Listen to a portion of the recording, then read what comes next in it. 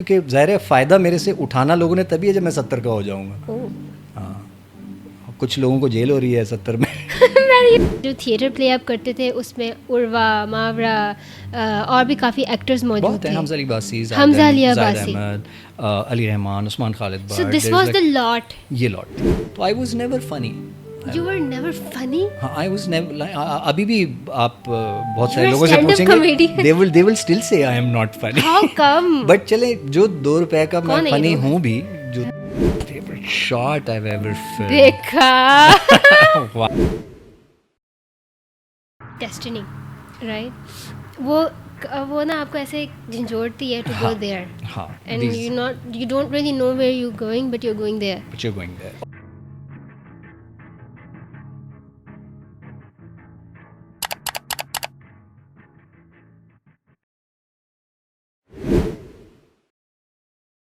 आज मैं बहुत खुश हूँ बिकॉज मेरे साथ एक बहुत खूबसूरत आर्टिस्ट मौजूद है. You might know him from Parey Hut love and he is also a stand up comedian, but he is just more than that. Mister Faheem Azam, how are you doing? I'm good ji, thank you so much मुझे खूबसूरत कहने के लिए। देखिए, आपको मैंने कहा complement शुरू में दे दूँ, आप थोड़े से खुश हो जाए ताकि हाँ, हमारी ना हैप्पी पॉडकास्ट जाए. ये मैंने महसूस कर लिया। है ना, बस मैंने यही कम्युनिकेट आपके साथ करवाना था. तो how have you been, how has your journey been like? Journey तो खैर बहुत लंबी हो गई अब, मतलब महसूस होता है लंबी दोबारा हो अपने गई। आप को एंशियंट ना कीजिएगा.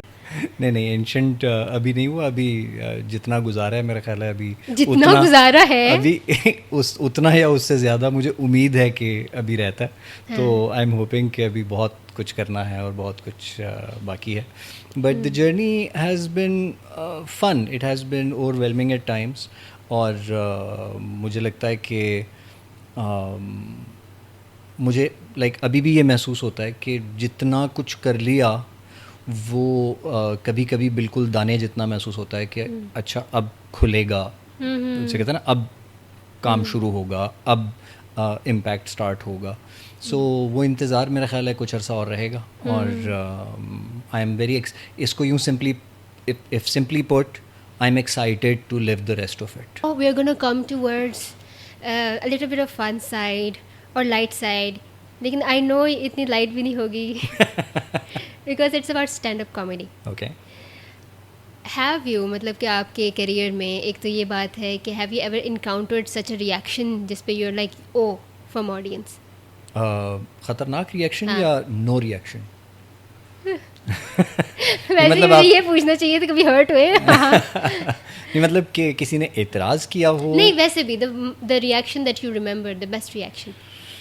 आई थिंक सो अब तो दोस्ती हो गया है. दिस फ्रेंड इन कराची, वो उसको हम वो लोग टिकट ख़रीद के आते हैं हमारा परफॉर्मेंस देखने के लिए. वो इतना ऊंचा और इतना ज़्यादा हंसती है कि हमारा दिल करता है कि हम उसको पैसे दें कि तुम हमारे शो पे आया करो. Okay. तो that's of course something that I vividly remember. बाकी कभी ये होता है कि आपके कंटेंट में कुछ ऐसी चीज़ होती है जो आपने बड़े शौक से लिख ली होती है, बट शो के एंड पे आके लोग आपको बताते हैं कि अच्छा ये मज़हब की बाउंड्री में एंट्री मार रहे हैं आप, तो ये ऐसा ना हो कि, तो आपको फिर अकल आती है कि अच्छा this can go south very मतलब you've easily. always been safe regarding that. I have been, I have tried to, लेकिन वो होता नहीं है कि मुझे मेरे फेलो कॉमिक्स भी बहुत इस बात पे गिला करते थे कि मैं थोड़ा सा सीनियर फिगर रहा उनके साथ, कुछ के साथ ज़्यादातर. तो वो मैं उनको मना करता था कि देखो ख़तरनाक बात नहीं करो, फैमिली कंटेंट कुछ इस तरह और इस तरह की ऑफेंसिव चीज़ें करोगे वो तो थोड़ा, तो मेरी बात सुनते थे और अमल करते थे, फिर कुछ ख़तरनाक नहीं करते थे. पर जब मेरी परफॉर्मेंस आती थी उसमें मैं कुछ ना कुछ कोई ना कोई एक पेचकस घुमा देता था. तो फिर वो कहते थे यार भाई आप हमें मना करते हैं, खुद आप कर जाते हैं. तो मुझे होता है कि I mean because there is a lot to be said and there is and क्या करें, मीडियम्स इतने लिमिटेड हैं, तो कहीं ना कहीं वो बीज डाल देते हैं. सो जब डाल देते हैं तो कुछ लोगों को एतराज़ हो जाता है. बट इट कम हुआ है because I have bin careful with selection of my words. हाँ, और जो आपको याद रहती है वो ये याद रहती है कि कोई ऐसी ऑडियंस हो जो कि बिल्कुल ही ना हंस रही हो, because it's the most difficult, मुझे लगता है कि it's the most difficult form of performing arts. ठीक है, बाकियों में क्राफ्ट ज़्यादा मुश्किल होगा, लेकिन वो क्राफ्ट अगर आपका अच्छा है या उस दिन नहीं चल रहा या कोई मसला है, आप गाना गाते हैं और कुछ बजाते हैं जो भी है, तो आप बैठे हुए हैं, आप गाते रहें बजाते रहें, किसी की बला से लोग कुछ कर रहे हैं नहीं कर रहे हैं, परफॉर्मेंस प्ले है नहीं रिस्पॉन्स आ रहा तो मुश्किल नहीं होती, आप अपनी एक्टिंग करते रहते हैं, आप चलता रहता है, सब तजर्बा हम कर चुके हैं।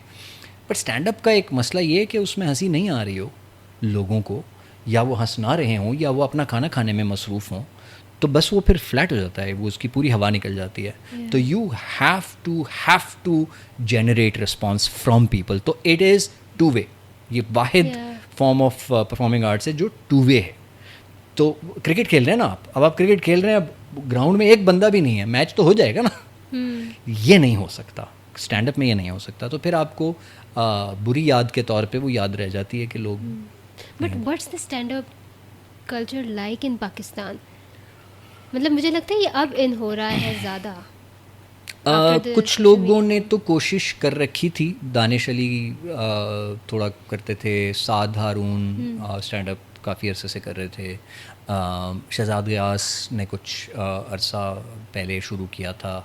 तो उस वक्त ये कम लोग थे जो स्टैंड अप किया करते थे, आइसोलेटेड थे। फिर वो एक टाइम आया कराची में, लॉल वाले एक इम्प्रोव कॉमेडी ट्रूप होता था, तो उन्होंने स्टैंड अप का ओपन माइक टाइप स्टार्ट कर दिया। और फिर वो जैसे कहते हैं ना वो टॉर्च, कि मैंने उनके साथ 2 दफ़ा परफॉर्म किया, तो वो उन्होंने फिर ख़त्म किया, तो वो टॉर्च हमने ली और आगे उसको चलाने की कोशिश की।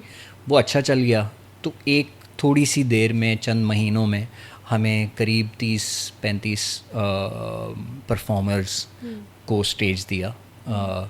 तो एक बड़ा ही ज़बरदस्त माहौल क्रिएट हो गया। तो वो कराची में, मुझे याद है, ये मैं अक्सर बताता होता हूँ कि एक सैटरडे ऐसा था, वो 21 अक्टूबर की डेट थी शायद, कि एक ही वक्त में, मतलब एक ही शाम को 5 स्टैंड अप कॉमेडी शोज़ हो रहे थे कराची में। ये 21 अक्टूबर 2016 की बात है। आपको डेट भी और दूसरा, वो डेट इसलिए याद है क्योंकि मतलब ये एक रेयर occurrence है ना कि एक कल्चरल एक शिफ्ट आया है।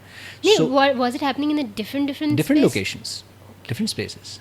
मैं खुद एक और जगह परफॉर्म कर रहा था, PSCC में एक और शो चल रहा था, और 2-3 और शोज़ चल रहे थे, तो यूँ 5 शोज़ एक ही शाम को होने थे। और फिर इस तरह होता था कि 3 वीकेंड्स पे, मतलब सैटरडे संडे, फिर अगला सैटरडे संडे और अगला सैटरडे संडे, तो इन 6 दिनों में 15 शोज़ हो रहे हैं। तो ये जो एक माहौल बन गया था, वो उतना हैपनिंग अब नहीं रहा। बट वो होता है ना कि थोड़ी सी तवज्जो दी जाए, मैंने कहा ना कि एक थोड़ा सा सोच लिया जाए तो क्या कमाल हो जाता है। वो थोड़ी सी सोच फिर कभी कभी सियासत की नज़र हो जाती है, आपस की नाचाकियों की नज़र हो जाती है, चेक नहीं रहता क्वालिटी पे थोड़ा बहुत, तो जो ऑडियंस है वो भी थोड़ा बहुत मायूस होकर पीछे जाने लगती है। सो ये छोटे छोटे फिर फैक्टर्स होते हैं, इनको फिर दोबारा रीइस्टेब्लिश करना होता है। यही तवज्जो हमने इस्लामाबाद में दी। तो इस्लामाबाद में 24-25 मतलब एक शो था इस्लामाबाद में जिसमें मैं होस्ट कर रहा था, और 22 परफॉर्मर्स उस दिन मौजूद थे जिन्होंने परफॉर्म करना था। तो मतलब ये तो छोड़ दें कि मुख्तलिफ टाइम्स पे कितने हुए, लेकिन एक शो पे 22 परफॉर्मर्स थे। Is it easy to get it in this industry? Easy तो अगर हो रहा है तो ईजी है, अगर हो ही नहीं रहा तो फिर मैं किसको कहूँ। मतलब अभी तो नो चांसेस है if somebody wants to come in the stand up comedy। हाँ, तो देखें, हाँ कम लोग कर रहे हैं, इतना ज़्यादा नहीं हो रहा होता। ज़्यादा से ज़्यादा कुछ लोग, बहुत सारे ऐसे लड़के लड़कियाँ हैं जिन्होंने को एक ओपन माइक किया हुआ है, फिर दोबारा कहीं ओपन माइक है तो दोबारा कर लिया, 2-3 दफ़ा परफॉर्म कर लिया, फिर गायब हो गए क्योंकि दोबारा हुआ ही नहीं कुछ, या रब्ता नहीं हुआ, या मेरे से रब्ता कर लिया, मैंने जवाब नहीं दिया, इस तरह के। फिर या मैंने जवाब दे दिया और मैं ख़ुद कुछ नहीं कर रहा। तो यूँ इस किस्म के माहौल में फिर होता ही है कि फिर वो हवा निकल जाती है, फिर बैठ जाते हैं आप। वरना अगर वो एक पता होता कि एक जगह है जहाँ जाके ये करना होता है और ये हर हफ्ते हो रहा होता है या हर महीने हो रहा होता है, तो फिर आप देखेंगे कि बढ़ जाएगा, बहुत बढ़ जाएगा। पाकिस्तान में से एज ए क्रिएटिव आपको 10,000 टाइम्स ज़्यादा पॉजिटिव होना पड़ेगा। लोग हमें, जब मेरे साथ दोस्त वगैरह बैठते हैं और हम इंडस्ट्री के तौर पे बात कर रहे होते हैं ना कि स्टैंड अप को बढ़ाने के लिए, आगे करने के लिए क्या, और ये तो जब मिसाल देते हैं ना कि देखें फ़लाने को देखें, वो इस तरह से शो रखते हैं, फ़लाने को देखें, वो जैसे ही वेस्ट की तरफ जाने लगते हैं ना, तो मैं उसको रोक देता हूँ। को कहता हूँ भाई वो 100 साल से कर रहे हैं, वो कर रहे हैं, वो उनसे हमने अभी थोड़ा बहुत लेके करना शुरू किया है, तो उनकी बात ही मत करो। वो वो बहुत ही अलग जगह पहुंच चुकी है इंडस्ट्री। वहाँ पे हर शाम, एक शहर में हर शाम वो उस क्लब्स में जिसे कहते हैं ना बतेरे क्लब्स में परफॉर्मेंसेस हो रही होती हैं। तो यहाँ नहीं तो यहाँ नहीं तो यहाँ नहीं तो यहाँ नहीं, आप कहीं ना कहीं खड़े हो सकते हैं। आपको वो 5 मिनट 10 मिनट मिल जाएंगे। आप उसे 22 दफ़ा परफॉर्म करें, फिर एक अपना शो रख लें। हाँ। तो ये आप कर सकते हैं। वैसे अभी तो सोशल मीडिया की इतनी पावर है, तो even if you start from social media, stand up comedy की बात कर रही हूँ solely, so you can build a ground. देखें, जो कॉमेडी करना चाहते हैं और सोशल मीडिया को टैप कर रहे हैं, आपको उनका तो रिजल्ट नज़र आ ही रहा है कि वो तो ठीक कर रहे हैं, they're benefiting from it. Stand up comedy को सोशल मीडिया पे लाने का जो क्राफ्ट है वो थोड़ा सा ट्रिकी है। ओके। वो आम कॉमेडी से डिफरेंट है। Are you talking about the content और the way it is delivered? Actually both, because ऐसा नहीं हो सकता स्टैंड अप कॉमेडी में कि आपने आज जोक्स लिखे, हाँ, कल शूट रख दी कि चलो जी ये मैं डाल दूँ, क्योंकि आप जब वो उसे शूट करेंगे तो ऑडियंस बैठेगी, आप बुलाएंगे ना, एक पूरा इंतज़ाम होगा उसका, because stand up comedy real audience के सामने होती है। वो ये नहीं I've also seen like videos जहाँ पर stand up comedy, you know, they have also promoted it on social media. So it's a two, यानी आपके पास एक now you also have a virtual audience. I mean yes, कर सकते हैं, but वो वाली बात नहीं होती। मतलब आप व्लॉग बना लें, आप रील्स बना लें, okay, वो रील्स वगैरह आप बना सकते हैं, और लोग बना रहे हैं, चल रहे हैं, लेकिन आप ये नहीं कर सकते कि आप स्टेज पे माइक लेके खड़े हों और सामने कोई ना बैठा हुआ और आप जोक्स कर रहे हों और बाद में लाफ ट्रैक लगा लें। और लोग कर रहे हैं, तो ये भी लोग कर रहे हैं, और अब ये इस पे आर्ग्यूमेंट भी आना शुरू हो गया है कि इंडिया में भी ये हो रहा है, लोग कर रहे हैं, तो इस पे एतराज़ भी हो रहा है। ये एक है, लेकिन इसके लिए भी बहुत क्राफ्ट चाहिए। तो असल ऑडियंस बिठा के जब आप कॉमेडी प्रेजेंट करते हैं दुनिया भर में, जहाँ पे स्टैंड अप कॉमेडी की वीडियो बना के यूट्यूब पे डाली जाती है, ये वो परफॉर्मेंस होती है जो इस परफॉर्मर ने सैकड़ों जगह पे परफॉर्म कर ली होती है, हाँ, और उसको फ़िल्टर आउट करने के बाद वो उसको वीडियो पे लेके आते हैं। बिकॉज एक दफ़ा मैं वीडियो पे ले आया, हाँ, तो वो सुन ली ना आपने, वो मैं दोबारा नहीं जाऊंगी, अब तो मैं दोबारा नहीं करूँगा वो।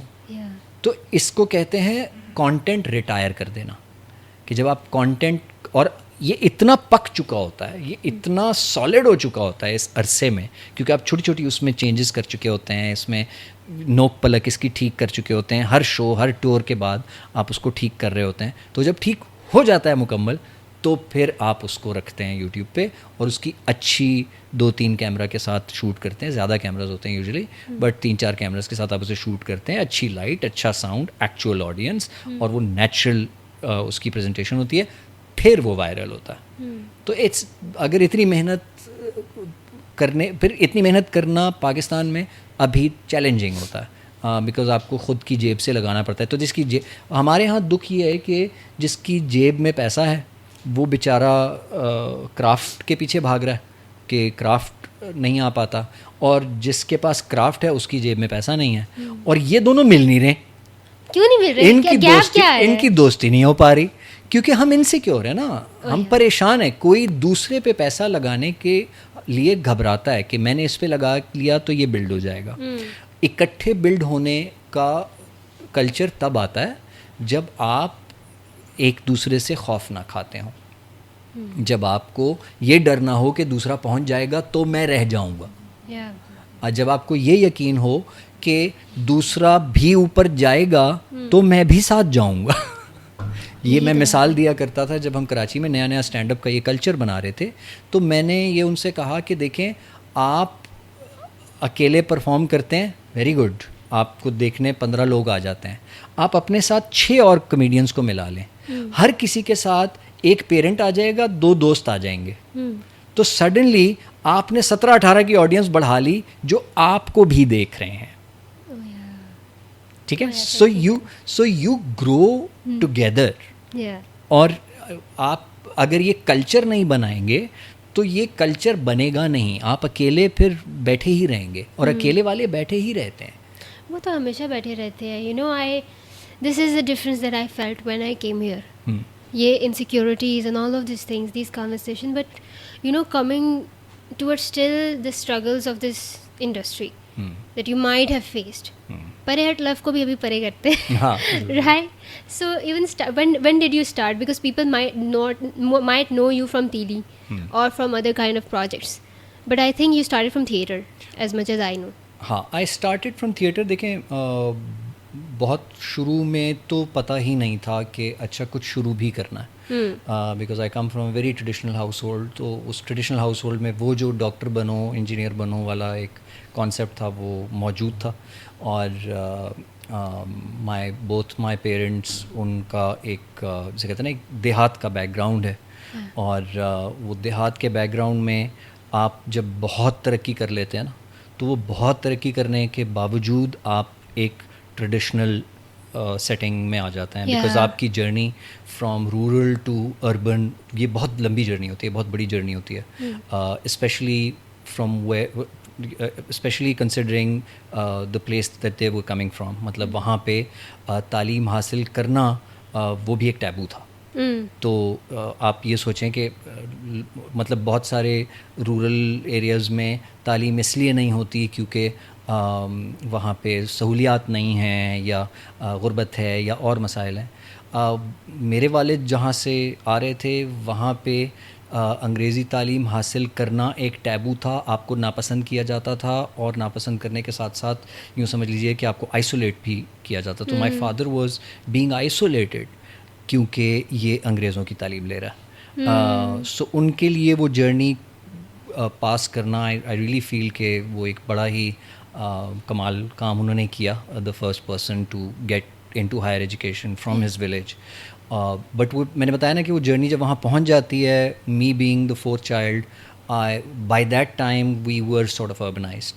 लेकिन अब वो जहाँ पहुँच गए थे उनको वो जो अर्बन सेटिंग का एक ट्रेडिशनल एक है नज़रिया कि अच्छा बच्चे होते हैं तो उनको फिर पढ़ाना होता है और पढ़ाने के बाद उन पे ये प्रेशर रखना होता है कि कुछ बन जाओगे, नहीं तो रेडी चलाओगे और फिर क्या करोगे और तुम्हें अपनी फ़िक्र नहीं है. ऑल ऑफ दैट, वो जितने डायलॉग आपने सुन रखे होते हैं. Were you the fourth child? I was the fourth child. तो बस आपके ऊपर ही सब कुछ हुआ होगा. नहीं ऐसा नहीं है. मेरा ख्याल है बाकियों पे भी प्रेशर था. ज़ाहिर है हम पश्तून लोग हैं तो हमारे यहाँ बेटियों पे पढ़ाई और करियर का वो प्रेशर नहीं होता. They face different type of pressures. But my elder brother I think faced a lot of that pressure. और by the time I was 16 my father passed away. तो अभी मुझ पे वो प्रेशर आना था. मतलब अभी यूँ समझ लीजिए कि ठीक है स्कूल तो गुजार लिया, स्कूल में भी वही टेंशन है. फिर कॉलेज का टाइम होता है तो कॉलेज में भी अच्छा चलें, बड़ा वो होता है ना कि बस यही साल है, बस ये जो डिग्री है और यहाँ पे कर गए तो वो सारा कुछ सुन रखा है और वो सारा कुछ सह रखा. तो उस टाइम पे ऐसी कोई सोच थी ही नहीं कि अच्छा ज़िंदगी में कुछ अलग भी करना है. मतलब ये सोच बाद में आई. हाँ, देयर वाज एन इंक्लिंग कि मुझे अपने बारे में एक फीलिंग थी कि I would like to do something more than I am being told to do. लेकिन आपका सेल्फ इस्टीम इतनी लो होती है अपने बारे में कि अच्छा कंपटीशन बहुत ज़्यादा है, अच्छा ये लोग तो पता नहीं सबके बच्चे तो पास हो के 6 नंबर लेके पता नहीं क्या क्या कर रहे हैं, तो आप क्या ही कर लेंगे. तो वो sense of low self esteem आपको मजबूर करती है अपने विंग्स काटने पे, अपनी सोच को महदूद करने पे. And that changed after my father passed away. तो बस वो एक होता नहीं है कि अच्छा अब क्या you know, अब क्या करना है. Also I feel like it's also like destiny, right? वो ना आपको ऐसे झंझोड़ती है to go there. And you don't really know where you going but you going there. और आई थिंक कभी कभी होता ही है कि बहुत सारे लोग, I mean you can call it destiny, but I also do feel that everyone encounters opportunities. इस तरह के मौके आपको उस तरह के मिलते हैं जहां आप अपनी राह का तयन कर सकते हैं. आप अपनी सोच, अपनी फ़िक्र बदल सकते हैं. मेरी नज़र में डिज़ायर का होना बहुत ज़रूरी है कि वो डिज़ायर होनी चाहिए. तो जब मैं कोई सोच नहीं थी तो उस वक्त डिज़ायर ज़रूर थी कि अच्छा कुछ अलग होगा, ज़िंदगी में कुछ अलग होगा. ये नहीं पता था क्या होगा.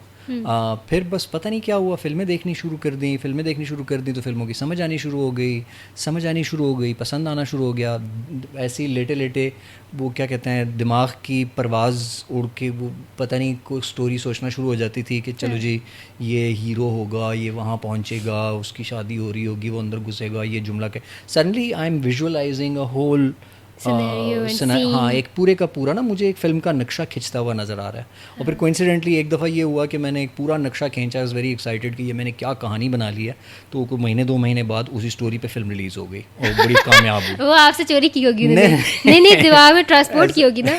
ये उस वक्त मैंने सोचा था कि कुछ तो है, लेकिन ऐसी कोई बात नहीं है। आई मीन ट्रेडिशनल थॉट ही होती है, ज़ाहिर है उस ज़माने में आप कितना ही कुछ सोच लेंगे ना। हाँ।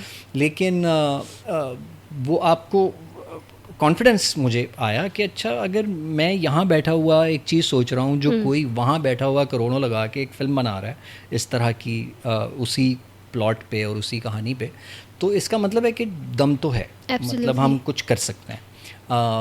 मगर मौके के हालात ऐसे थे कि ये सब मैं सोच रहा था मुल्तान में बैठा हुआ। मुल्तान से हमें छुट्टी मिलती थी तो हम डेरा इस्माइल ख़ान चले जाते थे गांव में। तो मतलब ये गांव और मुल्तान और फिर मुल्तान से पहले पेशावर, तो ये जर्नी इस तरह के शहरों में गुजरी जहाँ पे कोई राब्ता वास्ता बहाना मौजूद ही नहीं था। और फिर वो मैं अक्सर दोस्तों को कहता होता हूँ कि फिर मुल्तान से मैं आला तालीम के लिए डेरा इस्माइल ख़ान चला गया।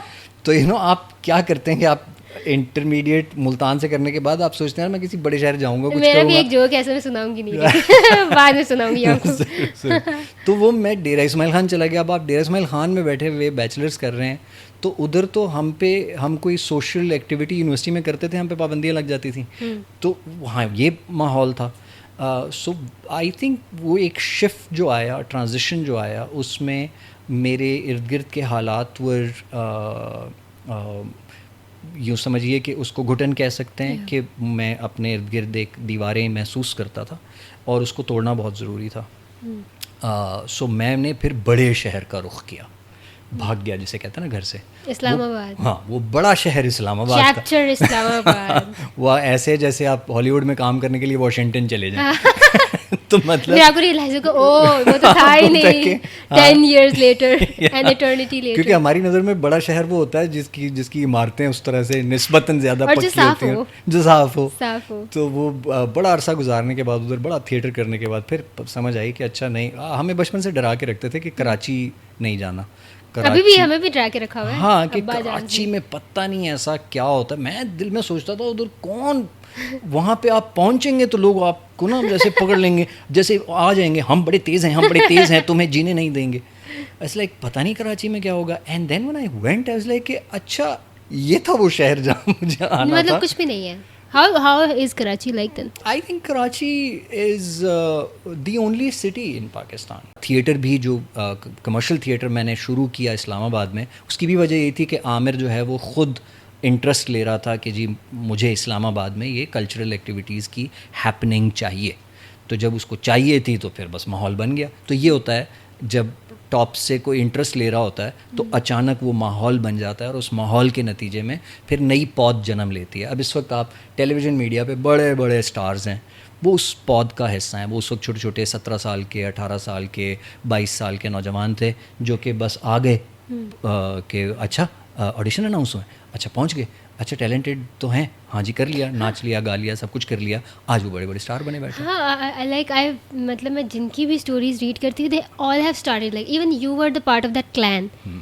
I read somewhere that clan, मैं क्लैन ही बोलूँगी मैं, because you know I was just watching one of your other podcast and you said this thing कि शायद जो थिएटर प्ले अप करते थे उसमें उर्वा, मावरा और भी काफ़ी एक्टर्स मौजूद थे। हमजा अली बासी, अली रहमान, उस्मान खालिद बार। So this was the lot। ये लॉट थी और they all started from theatre, so theatre was big at that time। Yes, theatre बस शुरू हो गया था। मतलब परवेज़ मुशर्रफ और कामरान लाशेरी को सूझी कि चलो जी यहाँ पे होना चाहिए, तो दे ब्रॉट इन शाह शराबील और वो उसने बस ये इकट्ठे किए लड़के लड़कियाँ और बस काम शुरू हो गया। And he also directed Mary Poppins. I directed Mary Poppins, I directed it runs in the family. फिर मैंने लिखना शुरू कर दिया। किसी को सूझी कि यार ओरिजिनल प्लेज होने चाहिए, यानी कि ओरिजिनल राइटिंग, तो हमने उर्दू में लिखना शुरू किया। तो वो पहली दफ़ा था मेरा एक थिएटर प्ले लिखने का। सो वो भी अच्छा तजर्बा रहा। तो अ लॉट ऑफ दीज डेवलपमेंट्स मुझे डी खान ने बड़ा हेल्प किया। बिकॉज मैं ज़ाहिर पश्तून क्लैन, जिसको आप बोल रहे हो, पश्तून क्लैन से ताल्लुक़ रखता हूँ। तो हमें उर्दू आती थी, हमें इंग्लिश नहीं उतनी पक्की थी। तो एक लैंग्वेज का एक अपना फ्लेवर होता है, वो आपकी एक समझ रखता है। तो I was never funny. You were never funny? हाँ, I was never. अभी भी आप बहुत सारे लोगों से पूछेंगे, they will still say I am not funny. How come? But चले, जो ₹2 का मैं फनी हूँ भी, जो थोड़ा बहुत लोग मान भी लेते हैं, उसकी बेसिस जो है वो डेरा इस्माइल खान में। बिकॉज मैं डेरा इस्माइल खान पहुँचा, तो वहाँ पे मुझे 3-4 साल गुजारने थे, 5 साल, बिकॉज ऑफ माई बैचलर्स। तो वो एक ऐसी जगह है, वहाँ पे कोई आपसे बात ही नहीं करता सराइकी के बगैर। तो वो मतलब माशाल्लाह पश्तून भी पश्तून से सराइकी में बात कर रहा होता है। तो वो एक अजीब जगह है, और उनका ह्यूमर बहुत ही अजीब और मज़े का। जो आपका ह्यूमर भी है? तो नहीं, तो हुआ क्या कि मैंने सराइकी सीख ली मजबूरी में, क्योंकि बात ही सराइकी में हो रही है। तो मैंने मजबूरी में सराइकी सीख ली। और मैं जिससे सराइकी सीख रहा था, लाइक जिसके साथ मैं वक्त ज़्यादा गुजारता था, वो एक वीडियो सेंटर था, वहाँ पे एक दोस्त था मेरा। एक मिनट, जिसके साथ आप वक्त गुजारते थे, उस दोस्त के साथ कहाँ गुजारते थे? Video centre. जी, वो जो VCR की कैस्टें वेस्टें लगी होती हैं।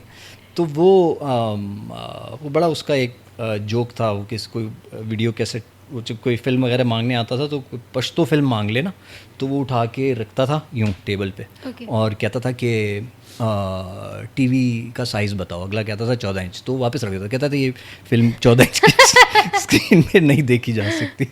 तो वो हुआ क्या, वो जिसके साथ मैं ये वक्त गुजारता था, नवीद के साथ, उसके वालिद जो थे वो शायर थे सराइकी के। तो उसकी अपनी सराइकी बहुत गाढ़ी और मीठी और मज़े की थी। तो मैंने उससे सराइकी ज़्यादा ग्रास्प की। और ह्यूमर, जैसे मैंने बताया कि सराइकी में जुगत का और एक दूसरे को रोस्ट करने का एक बड़ा ही खूबसूरत कल्चर पाया जाता है। तो वहाँ से मैंने सराइकी का ह्यूमर सीखा, and that gave me the confidence कि ओह, थोड़ा सा फ़नी मैं भी हो सकता हूँ, थोड़ा सा फ़नी हो सकता हूँ।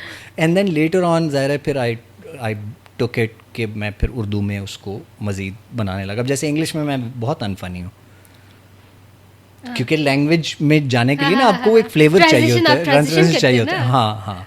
सो ये है कि आपको ये छोटी छोटी चीज़ें फिर हेल्प करती हैं। अब जैसे थिएटर का आप बता रही थी कि वो एक थोड़ी देर का जो आया बज़ उसका, तो उससे फिर आप बहुत कुछ सीखा। तो बहुत कुछ सीखने के बाद फिर वो कहीं कहीं इम्प्लीमेंट करते रहे, कहीं implement. And even if we talk about Mary Poppins, you keep it more relevant, like how were they to work with Marwa, Urwa, और भी जो एक्ट्रेस थे, like they are now in such a position right now? देखिए, जब हम वो काम कर रहे थे ना, तो हम सब सीख रहे थे। मेरा सिर्फ ये फ़र्क था कि शायद मैं एडवेंचरस ज़्यादा था, कि और मेरी तवज्जो बस उस चीज़ पे होती थी, चूँकि मैंने तो फिल्में बनानी थी, मुझे तो थिएटर नहीं करना था। तो मेरे लिए थिएटर करना वाज लाइक एक प्रिकर्सर था कि अच्छा आगे जाके हम फिल्मों पे काम करेंगे या कुछ इस तरह की चीज़ बनाएंगे। सो वो जो मौका मिलता था उसको मैं भरपूर तरीके से इस्तेमाल करने की कोशिश करता था।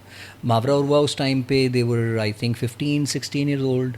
तो they were small, हाँ, तो क्या एज हो, मतलब आप देख लें, वो I think one was 17, one was 15, and उनका भी बिल्कुल नया नया था। They had never done the leading sort of characters उस तरह से। तो Urwa looked like Mary Poppins, तो मैंने उसको वहाँ से पिक किया। मावरा केम नेचुरली कि अच्छा, वो छोटी सी टीम हमारी बन रही थी।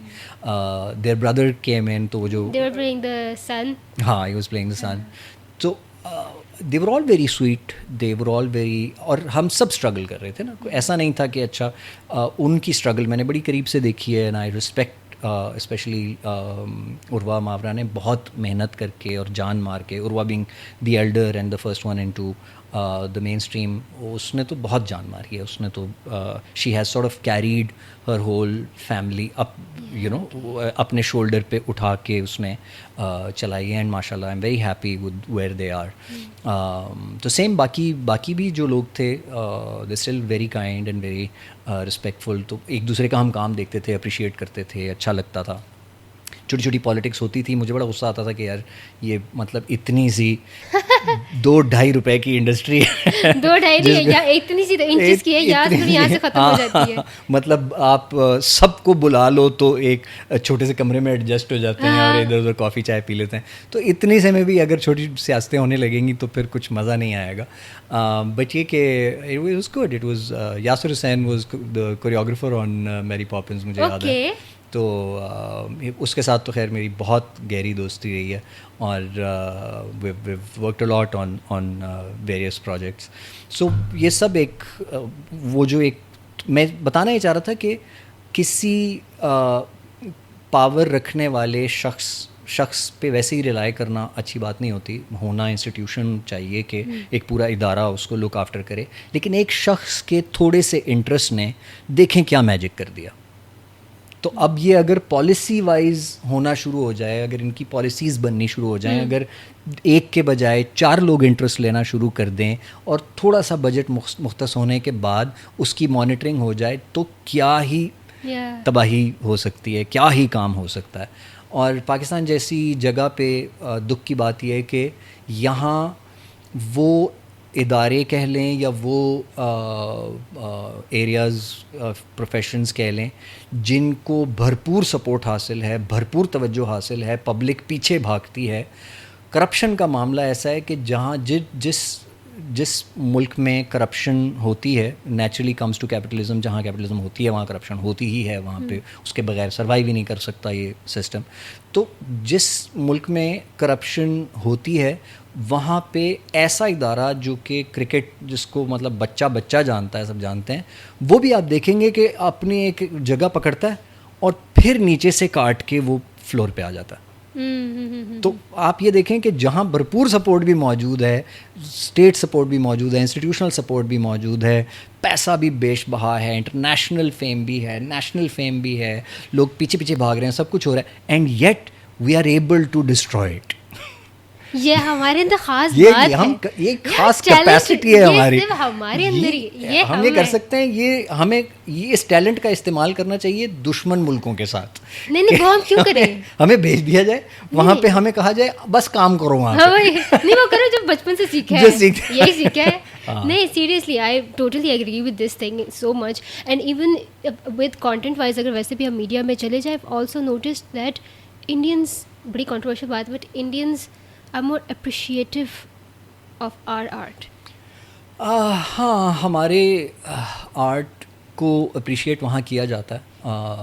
मैंने देखा है बिहेवियर के वहाँ जनरली आर्ट को ज़्यादा एक्सेप्ट किया जाता है. तो जनरली जब आप आर्ट को ज़्यादा एक्सेप्ट करते हैं तो ये तो एक एक्सेप्टिंग नेचर बन जाती है, विच इज़ एक नेशन जो है ना, आप एक मैं आपको थोड़ा सा हो जाएगा फिलोसॉफिकल हो जाएगी बात, समझ लीजिए. लेकिन किसी नेशन की आइडेंटिटी जो है ना, वो आप उसके प्लॉटों से नहीं लगा सकते.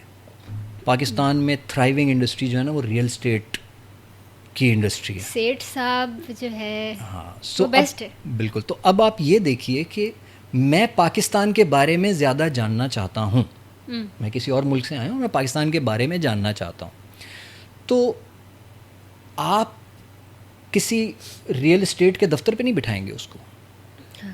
आप उसको क्रिएटरों से नहीं मिलाएंगे, आप उसको रिलीजियस स्कॉलर्स से नहीं मिलाएंगे, क्योंकि वो तो यूनिवर्सली उसी तरह चल रहा है ना. वो तो यही बात, आपको ये वाली बात यहाँ नहीं सुननी है, आपको आए मैं आपको जॉर्डन में सुना देता हूँ, आए मैं आपको दूसरी जगह सुना देता हूँ. इस खित्ते का क्या कल्चर है, उसके लिए आपको हम मरासियों से ही रब्ता करना पड़ेगा.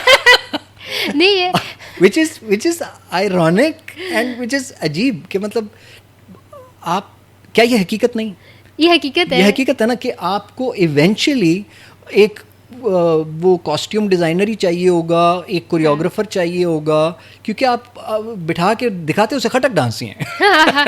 एंड में होता वही है, एंड में होता वही है, तो वही नाच गाना चल रहा होगा, वही ढोल ढमाका हो रहा होगा।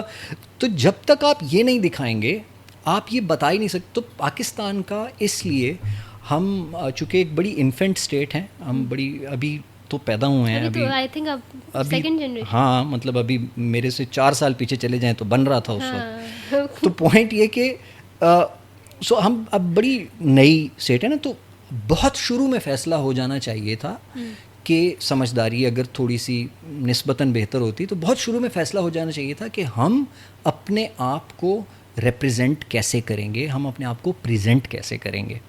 हमने उसमें थोड़ा सा हम चूक की, हमें थोड़ा सा डिले किया, जिसकी वजह से हुआ ये कि आज मैं किसी भी नौजवानों में से आपसे पूछ लूं कि आप पाकिस्तान के कल्चर को कैसे वो करेंगी, तो आप कभी मुझे कोई अरबी चीज़ दिखा देंगी, कभी आप मुझे कोई प्योरली इंडियन चीज़ दिखा देंगी, कभी आप मुझे पंजाबी कल्चर दिखा देंगी, कभी आप अफ़गानी कल्चर दिखा रहे होंगे, कुछ ना कुछ दिखा रहे होंगे। पाकिस्तानी आप मुझे नहीं दिखा पाएंगे, क्योंकि हमने उसको डिफ़ाइन ही नहीं किया। अब आपको मैं एक मिसाल देता हूँ कि दुनिया में कहीं और सराइकी ट्रेडिशन मौजूद नहीं है सिवाय पाकिस्तान के। पंजाबी इंडिया में भी है, अफ़गानी जो है वो जिस पश्तून कल्चर जो है अफ़गानिस्तान में भी है, सिंधी जो है वो इंडिया, आपको ये हर जगह मिल जाएगा। ये मुख्तलिफ़ कलर जो हैं वो इधर उधर फैले हुए, कश्मीर भी दूसरी जगह मिल जाएगा, लेकिन सराइकी कहीं नहीं मिलेगा। वजह क्या है? क्योंकि पाकिस्तान एक इंडस बेल्ट, सराइकी जितनी बोली जाती है ये इंडस बेल्ट पे बोली जाती है, जो दरियाए सिंध है। और दरियाए सिंध का नाम, ये अजीब फिलोसॉफिकल हो रहा हूँ पता नहीं क्यों, नहीं। तो दरियाए सिंध का जो नाम है ये basically Ind river, Indus Hind river कहलाती है। इंडिया का नाम ही दरियाए सिंध की वजह से पूरा हमारे पास है। The word India comes from the Indus river, और वो पूरे का पूरा हमारे पास है। और वो पूरे का पूरा, वो जहाँ जहाँ से गुजरता है वहाँ सराइकी बोली जाती है। उस दरिया के किनारे एक पूरा सूफ़ी ट्रेडिशन मौजूद है, क्योंकि जो खानका या सूफ़ी को अपना डेरा बनाना होता था वो पानी के करीब बनाते थे, तो या वो दरिया के इस तरफ है या वो दरिया के इस तरफ है। तो एक अजीब खूबसूरत सा माहौल बना हुआ है, जहाँ जहाँ पानी है वहाँ वहाँ। तो हम अगर कोशिश करते तो हम इसको एक अपना मार्क बना सकते थे। हम इस और फिर बाकी कल्चर्स का ना एक शाखें यहाँ पे क्रिएट करके, और एक आप किसी भी मुल्क चले जाएं वहाँ पे वो आपको कहेंगे आए इधर बैठें, ये देखें, ये नाच देखें, ये हम हैं। टर्की में जाए ना, आपको बर्लिंग दरविशेस दिखा देंगे। That's how you portray your culture. That's how you portray your culture. तो अब यहाँ पे मैं क्या दिखाऊँ, मैं किधर चला जाऊँ, जिसकी वजह से आपकी आइडेंटिटी कमज़ोर हो जाती है। आपके बच्चे जो हैं वो पूरी दुनिया को देखते हैं, उन्हें पूरी दुनिया की आइडेंटिटी से रेलेवेंस महसूस होती है। वो कहते हैं हाँ मैं इससे भी रिलेट कर पाता हूँ क्योंकि मैं इंग्लिश नावल पढ़ता हूँ, हाँ मैं इससे भी रिलेट कर सकता हूँ क्योंकि मैं इंडियन फिल्में देखता हूँ, हाँ मैं इससे रिलेट कर सकता हूँ क्योंकि टर्किश और फिर सल्तनत उस्मानिया और फिर पता नहीं क्या ना क्या, हाँ मैं इससे भी इसलिए पाकिस्तान बेटा आपका अपना मुल्क है, तो इसमें आप रिलेट कर रहे हैं, पता नहीं जी कुछ ड्रामे बन तो रहे हैं। नहीं, वो अब तो हम लोग पता नहीं पाकिस्तानी ड्रामा भी के ड्रामास की तरह आ रहे हैं। हाँ कुछ है। Now we are mixing things up and I think कि हमारी जो youth and we are actually so confused about our identities. Yes, तो जब आइडेंटिटी नहीं होती ना तो आपकी सेल्फ इस्टीम बहुत लो होती है। Oh yeah. तो जब आपकी सेल्फ इस्टीम लो होती है तो आप जिस मुल्क में जाते हैं वहाँ आप अपने आप को पता नहीं वो उस तरह से ना रख के देखते हैं। हमारे लिए ना फॉरनर ही है, वो चाहे जहाँ मर्जी से आया हुआ है, वो उसकी इकोनॉमी चाहे हमसे गिरी हुई है, उसका कोई वो जो मर्जी है, नहीं वो फॉरनर है, वाकई वो फॉरनर है। वो फॉरनर है, और वो फॉरनर इस वजह से है क्योंकि मैं कहीं जाके फॉरनर बन ही नहीं पा रहा हूँ। नहीं हमें चिट्टी स्किन कि चिट्टा हुआ बहुत चिट्टा हुआ। मैं तो मोज़म्बिक चला जाऊँ तो वहाँ पे भी मुझे वो फॉरनर लगते हैं। क्योंकि क्या है कि उनका भी कल्चर है ना, वो जब आप जाते हैं उनका आपको पता होता है ये कौन है, हाँ. ये कौन है, ये what do they stand for. असूलों और प्रिंसिपल्स की बात नहीं कर रहा हूँ, they messed up, lot of the countries are messed up, लेकिन वो कहीं ना कहीं किसी न किसी लेवल पे एक आइडेंटिटी रखते हैं। वो किसी न किसी लेवल पे उनको पता है कि हमें अगर कभी ज़िंदगी में लड़ना हुआ तो हमें किस पहचान के लिए लड़ना है, हमें वो नहीं पता। तो इसलिए हम अपनी अपनी पहचान के लिए लड़े चले जा रहे हैं और आपस में इतने हम फारिग हैं कि हमें किसी और से लड़ने की ज़रूरत ही नहीं है। हम अपनी आइडेंटिटियाँ, छोटी छोटी आइडेंटिटियाँ लेके और जिसका नुकसान ये होता है कि आप ज़बरदस्ती ना, अब मुझ पे आप ज़बरदस्ती लाद रहे हैं कि नहीं तुम पहले पाकिस्तानी हो फिर तुम पठान हो। तो मैं मान जाता हूँ आपके साथ थोड़ी देर के लिए कि मैं हूँ, लेकिन मुझे पाकिस्तानी डांस तो दिखा दो। मुझे पठान डांस पता है, मैं नाच लेता हूँ उसमें। मुझे वो लिबास पता है, मुझे वो चीज़ें पता है, मुझे वो खाना पता है जो वो खा रहे हैं, लेकिन मुझे पता नहीं लग रहा ना। नहीं पता क्यों नहीं है? तो बता कोई नहीं रहा ना। को बताए तो सही। इसे बताया ही नहीं, को बताया ही नहीं। मतलब बिरयानी है आपकी, वो दिल्ली बिरयानी आ जाती है मुंह उठा के। सो हम क्या करें? Coming towards wrapping it up a bit, you know, your most talked about project Parehart Love. हमें रेलिवेंट रहना है। मैंने कौन सा कमाल कर दिया उसमें? It was Asim's product, Imran साहब राइटिंग ऑफ कोर्स, वो उनका नहीं, you were the part of it. You were बकायदा the acting coach and you were in the cast. So how was the experience? I think मैं उसको एक लफ्ज़ में अगर पुट करूँ तो आई गिव लॉट ऑफ, पहले तो वर्ड बता देता हूँ, that whole experience was magical.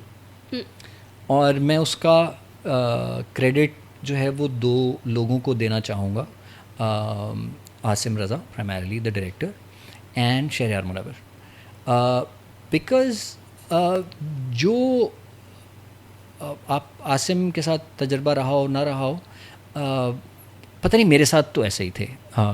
बाकी जिसका जो तजर्बा वो और मैंने देखा है उनको, एक ख़ास किस्म की मोहब्बत थी जो कि वो डालते हैं अपनी चीज़ में। उससे एग्री करते हैं कोई या नहीं करते हैं, लेकिन the care that he puts into his people is what I experience for the first time. मैंने ऐसा पहले एक्सपीरियंस, हाँ, मैंने ऐसा नहीं एक्सपीरियंस किया था कि आप किसी टीम में हों और किसी टीम का वो गुरु जिसको पाकिस्तान के बड़े बड़े नाम जो हैं वो उस्ताद मान के उनके सामने चूं तक नहीं करते, वो इतनी जैसे कहते हैं ना, ज़मीन पे आके आपके साथ ऐसे बात करते। मेरे से गांव से आया हुआ लड़का तो उससे ऐसे बात कर रहे होते हैं कि जैसे मुझे आता है उन्हें नहीं आता। तो that kind of respect when you get, and then मैंने उनको एक दफ़ा कहीं जिक्र कर दिया था कि आसिम भाई अगर आप कुछ बना रहे होंगे तो मुझे बताइएगा, I'd like to just sit with you, just shadow you little bit. उन्होंने ये बात जहन में रखी और उन्होंने कहा कि पूरी फिल्म शैडो करो तुम, और मुझे डांटते थे कि तुम मेरे साथ क्यों नहीं बैठे हुए थे। तो यू नो, एक that kind of care and love that someone puts into you learning about it, और मेरे से क्या ही मिलता उनको। And that is so rare. So and Shahryar Munawwar of course, because Shahryar ने एक तो शहरयार का वो प्रोजेक्ट था, he was the producer, he was taking that risk, he was making और वो भी ज़्यादातर एक्टर है ना, स्टार है, तो वो अपनी चीज़ पे इतनी तवज्जो दे। एक तो प्रोजेक्ट लेके चल रहा है, रिस्क लेके चल रहा है, ऊपर से अब ख़ुद लीडिंग मैन है उसमें, तो लोग ज़ाहिर है उसमें गुम हो जाते हैं। उन्हें क्या कि यार ये बाकी क्या कर रहे हैं और ढींगड़ा क्या कर रहा है और वो क्या कर रहा है, but he would come in with all excitement, और उस ऑल एक्साइटमेंट में he would contribute to what you are doing, make sure that it. मुझे अच्छी तरह याद है एक प्रोजेक्ट में, मतलब शहरी मुझे उस पर मेरे हेयर करवाने के लिए ही यूज्ड टू स्टैंड, और वो एक एक बाल मेरा ठीक कर करके बनवा रहा था। हाँ, कि अच्छा जी ये इसको ऐसे कर दें, वैसे कर दें, अच्छा लग रहा है, नहीं लग रहा, वैसे लग रहा है, वैसे नहीं लग रहा। So again that kind of love when you put into a project, वो प्रोजेक्ट कैसा निकलता है, वो प्रोडक्ट कैसा निकलता है, बिसाइड्स द पॉइंट, बट जो उसमें मौजूद होते हैं, जो उसमें काम कर रहे होते हैं, they feel cared for, they feel you know. तो वो मुझे जो एक तजर्बा मिला, और प्लस अगेन वो बहुत कुछ सीखने को मिला। यही सीखने को मिला, यही क्या कम है कि ये सीखने को मिला कि एक दूसरे की रिस्पेक्ट कैसे की जाती है। सो जहाँ जहाँ आसिम रहे वहाँ वहाँ किसी में हल्की सी भी हिम्मत नहीं हुई किसी के थोड़ी सी भी, जैसे कहते हैं ना, वो हो सके चपकलिश, कोई नाराज़गी, कोई कुछ, बस वो सब एक डायरेक्टर को देख रहे हैं और उसकी सुन रहे हैं, और एक टीम की तरह बड़े बड़े स्टार्स हैं वो टीम में, लेकिन वो सब जो है ना बस यूँ स्टूडेंट्स की तरह बैठे हुए हैं और एक टीचर की बात सुन रहे हैं और जो वो कह रहा है उसके साथ साथ चल रहे हैं, अपना कंट्रीब्यूशन डाल रहे हैं. That is a rare occurrence हमारे यहाँ, which is why I enjoyed it the most. मुझे बहुत मज़ा आया उस पर. That's such a beautiful story, and the fact that it happened right at that time of your life, तो बहुत खूबसूरत, because when people push you up, it's rare, but it's real. मतलब वो आपके चेंजिंग पॉइंट होता है इन your life. पर I am so glad that Parey Hut love was like that for you. Coming towards rapid fire, आपके पास कितने सेकंड्स दें हम इनको?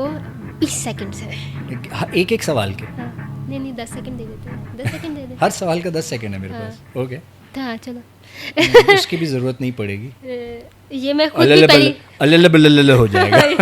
मैं खुद पहली दफ़ा पढ़ रही हूँ, तो जो है ना माजरत अगर कुछ ऐसा आ जाए. चलें ठीक है, हम कट कर देंगे. अच्छा starting. Favourite shot you have ever filmed? Favorite shot I've ever filmed? Oh, that's a tough one. 20 second है आपके पास. Favorite shot I've ever filmed? देखा.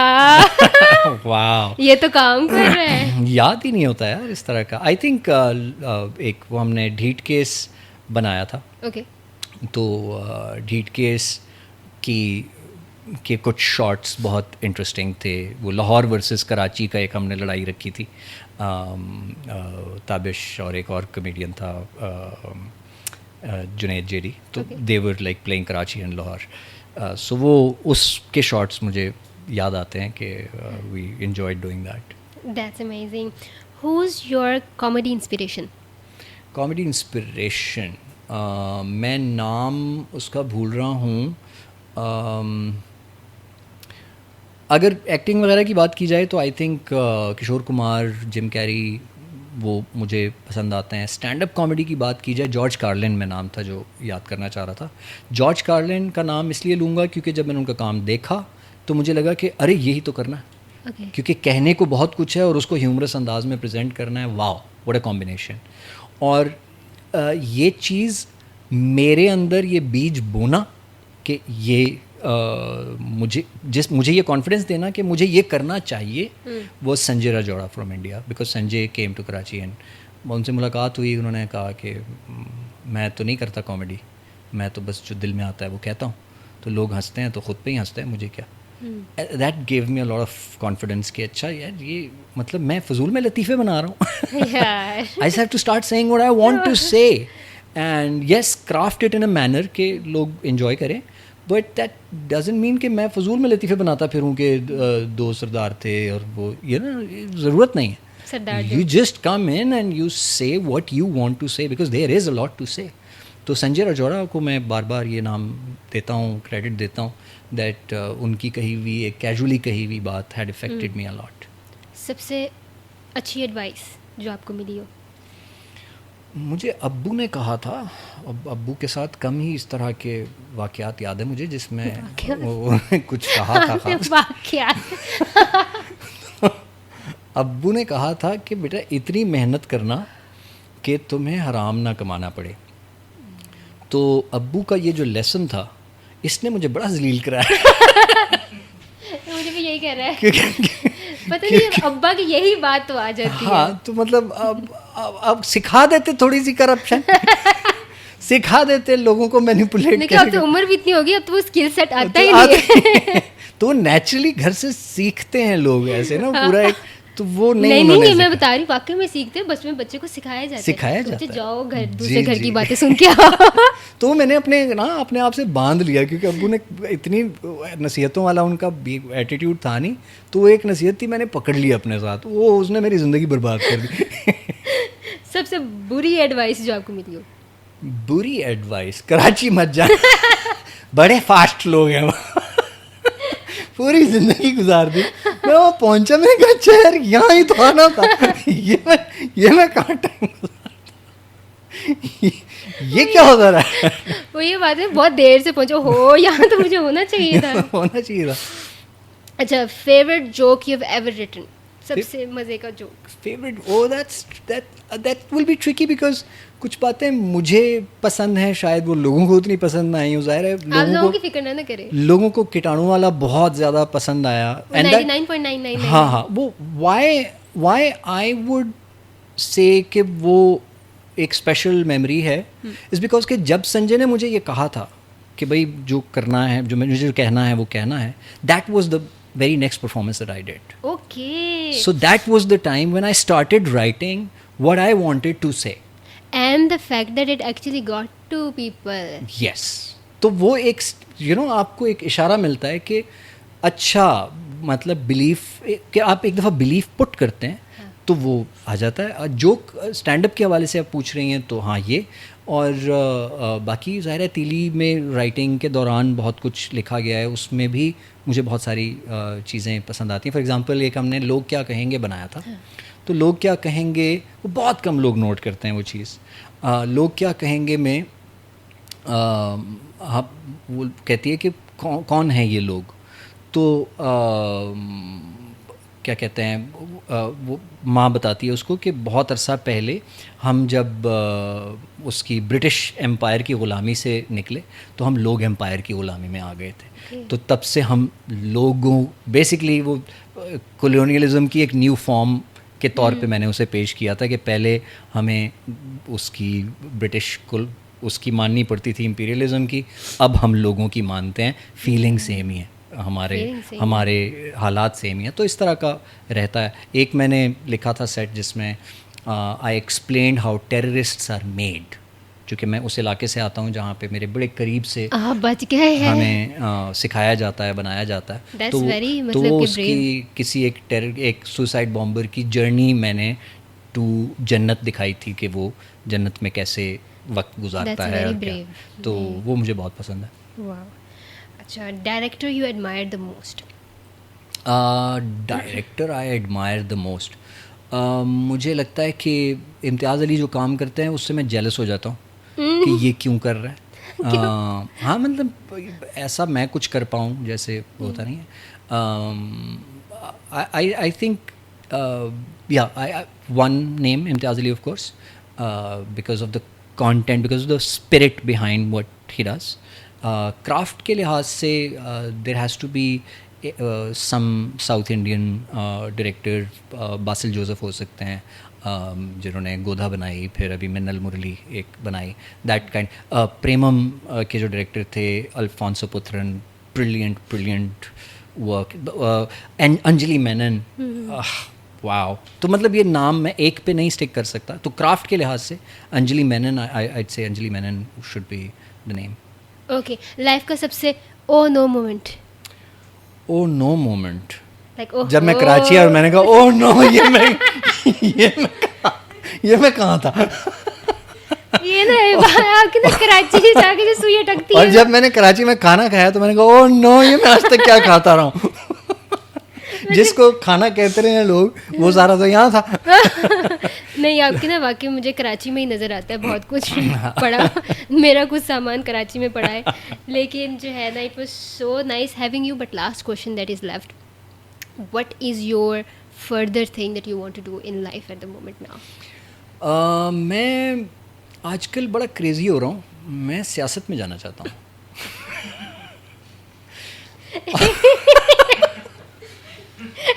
आप लोग इसको जोक के तौर पे ले रहे हैं, आई वॉज वेरी सीरियस।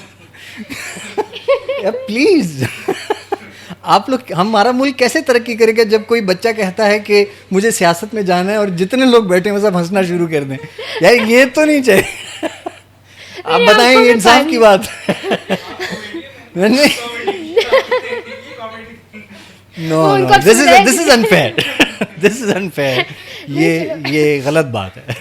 नहीं आपको नहीं, but very honestly I mean, हाँ, अगर आप मुझे सियासत में देखेंगे तो it should not come as a surprise, because this is the first place जहाँ पे मैं रिवील कर रहा हूँ that you may see me in politics and it will be a lot of fun. I am excited. मतलब कौन से जगह, कौन सी स्पेस? आप पार्टी पूछ रही हैं शायद। देखें, उसके लिए मैंने अभी रिसेंटली कुछ लिखा है कि पहले मैं नून को फॉलो करता था, फिर मैंने पी को फॉलो करना शुरू कर दिया, तो नून को, पे को, बे को, ते को फॉलो करने के बाद अब चे रह गई है सिर्फ। तो अब कुछ पता नहीं कि क्या रहेगा, but I don't know yet, but one thing I am sure कि जब मैं सियासत में आऊँगा तो सियासी लोग मेरे करीब रहने से घबराएंगे। तो फिर सियासत कैसे करेंगे आप? ये मेरी कोशिश रहेगी। देखिए वो वोटों से चलती है, वो ऐसे नहीं होता। आपको सियासतदान नहीं वोट कर रहे होते, सियासतदान आपसे या घबरा सकते हैं या आपका फ़ायदा उठा सकते हैं, आपको मैनिपुलेट कर सकते हैं। मतलब आप पीपल्स पर्सन होंगे? ये मुझे नहीं पता। तो होंगे ना। मुझे ये पता है कि I'll either be loved or hated, maybe hated more. नहीं, ये तो हमें भी पता था। ये तो दो पॉइंट्स हैं, but you know best of luck for that journey and I am seriously excited for that. हम लोग तो एम ही हंस गए थे। नहीं, एम ही नहीं हंसे थे, it had a lot of meaning to it. But it was so nice having you on the show. Thank you so much for being, and thank you so much for sharing all of this stuff. Any final last message? Last message कोई नहीं जी, बस जब मुझे vote देने के लिए आप ये देखें, आप सुन रहे होंगे, देखिएगा ये चेहरा जब ये आपको नज़र आए एक बड़े बुरे ग्राफिक डिज़ाइनर के साथ एक रंगीन इंतखाबी निशान अच्छा ग्राफिक डिज़ाइनर रखिएगा ना सारी जगह आपके, वो फिर नज़र ही नहीं आता। अच्छे ग्राफिक डिज़ाइनर जो है ना वो चीज़ें छोटी छोटी करके डाल देते हैं। नहीं आप बड़ा बड़ा अपना चेहरा हर जगह लगवाएंगे तो पता लगेगा इनको। हाँ, तो वो बुरा ग्राफिक डिज़ाइनर होता है ना। उसको आता है वो क्राफ्ट, वो आपका मुंह सुर्ख करके ना वो डाल देता है उसके ऊपर, और फॉन्ट होता है तो ये सब होगा। मैं where is the wood, touch wood. तो हम करेंगे इंशाल्लाह। सो या कोई ऐसा पैगाम नहीं है, जिए खुश रहें, दैट्स ऑल। आपने कोई पैगाम नहीं दिया? नहीं, मैं क्या ही पैगाम दूँ ना, मतलब मेरी आई मीन पेसिमिस्टिक सी वो बात लगती है, लेकिन मुझे लगता है कि लोग नहीं हैं इंटरेस्टेड आपके मशवरे सुनने में और आपकी नसीहतें सुनने में। कोई बात किसी को लग जाए? नहीं, लग जाए तो ये इतनी सारी बातें की हैं तो अभी तक नहीं लगी, तो मेरी ये आखिरी बात पे क्या लगेगी तुम्हें? कुछ नहीं, तुम्हें अकल आई है तो दैट्स ये वाहिद मेरा आउट्रो है जो ऐसा किया है, कसम से। आउट्रो नहीं, ब्लूपर किया है। नहीं देखें, मैं चले सोच लेता हूँ, आपको कहीं लगाना है तो मैं मशवरा दे देता हूँ। देखें कहीं लगाना है, कुछ तो लगाना है। नहीं ऐसा। ओ हाँ, सराइकी फैन में फाइनल मैसेज, सराइकी लाइन। अच्छा, मेरे साथ दुख ये हुआ, वो फुटेज लंबी हो रही है, वो क्या कहते हैं, रील जा रही है, तो नहीं हम कट कर लेंगे। हाँ, तो वो मेरा दुख ये है कि सराइकी जब सीख ली और इस्तेमाल कर लिया और सब कुछ कर लिया, तो फिर जब मैं बड़े शहर की तरफ मूव हुआ, इस्लामाबाद की तरफ, तो वहाँ मुझे दोस्त ऐसे मिले जो पंजाबी में जुगते कर रहे थे। तो उनके साथ कंपटीशन में रहने के लिए मैंने पंजाबी जुगते सीखी। अब आप मुझसे पंजाबी में जुगत सुन लें। तो अब वो ये होता है कि जब मैं सराइकी बोलता हूँ तो बीच में चूँकि थोड़ी सी सिमिलैरिटीज़ भी हैं तो एक दूसरे के साथ मर्ज हो जाती हैं। बट हाँ, थोड़ी बहुत अलामत दी आंधी हस थोड़ा कमज़ोर थी गए। तो बाकी पंजाबी का देखें तो ਇਹਦਾ ਵਿਆਹ ਨਹੀਂ ਸੀ ਹੋ ਰਿਹਾ। ਕਿਹਦਾ ਵਿਆਹ? ਇਹਦਾ ਵਿਆਹ ਨਹੀਂ ਸੀ ਹੋ ਰਿਹਾ, ਅੱਜ ਬੈਠੇ ਨਹੀਂ। ਇਹਦਾ ਵਿਆਹ ਨਹੀਂ ਸੀ ਹੋ ਰਿਹਾ ਤੇ ਬੈਠਾ ਤੇ ਕੁੜੀ ਵਾਲੇ ਆਏ, ਖਾਨਦਾਨ ਵਾਲੇ, ਉਹ ਆ ਕੇ ਬੈਠੇ, ਉਹਨਾਂ ਨੇ ਕਿਹਾ ਵੀ ਮੁੰਡਾ ਤੇ ਵਿਖਾਓ ਸਾਨੂੰ। ਇਹ ਆਇਆ ਅੰਦਰ ਤੇ ਉਹ ਕੁੜੀ ਦਾ ਪਿਓ ਖਲੋ ਗਿਆ, ਕਹਿੰਦਾ ਲਓ ਜੀ ਮੁਬਾਰਕ ਹੋਵੇ ਸਾਡੀ ਕੁੜੀ ਦਾ ਤੇ ਤੁਹਾਡੇ ਮੁੰਡੇ ਦਾ ਰਿਸ਼ਤਾ ਪੱਕਾ, ਅੱਜ ਤੋਂ ਇਹ ਦੋਵੇਂ ਭੈਣ ਭਰਾ ਨੇ। तो हमें ये सीखना पड़ा। सराइकी से जर्नी आगे मूव होके मैंने पंजाबी सीख ली somehow। Very nice. आजकल टर्किश सीख रहा हूँ, तो अब देखते हैं क्या होता है। आप बस सीखते रहेंगे और मैं सीखता रहूँगा, क्योंकि ज़ाहिर है फ़ायदा मेरे से उठाना लोगों ने तभी है जब मैं 70 का हो जाऊँगा। हाँ, कुछ लोगों को जेल हो रही है 70 में। मेरी ना दोबारा आपकी वो पॉलिटिक्स वाले एरा में चली जाती है, आपने जब 70 साल की बात की है तो इस वजह से। But thank you so much for coming on the show and thank you so much for tuning in. आप हमारे चैनल को ज़रूर सब्सक्राइब कीजिएगा and we'll be right back. Thank you. अल्लाह हाफ़िज़।